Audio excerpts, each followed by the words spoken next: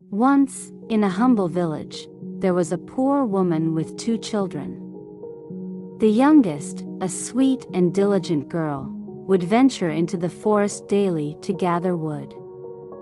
On one such trip, a mysterious child with remarkable strength appeared out of nowhere and helped her gather and carry the wood home. As quickly as the child appeared, it vanished, leaving the girl in awe.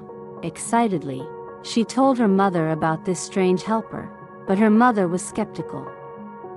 Then, one day, the girl brought home a beautiful rose, a gift from the mystical child.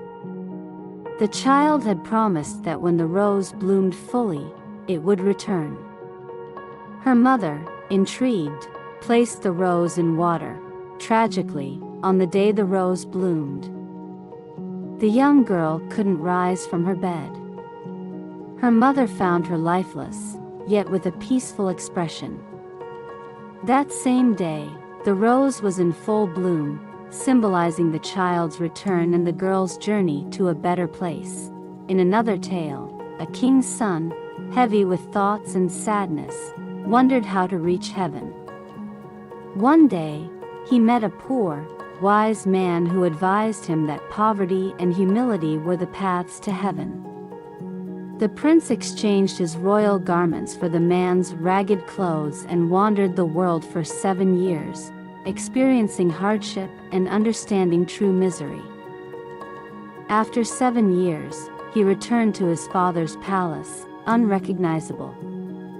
His pleas to see his family were dismissed and mocked by the servants.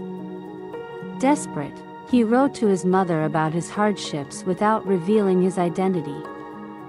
Out of compassion, the queen arranged for him to stay under the stairs, where he was given food.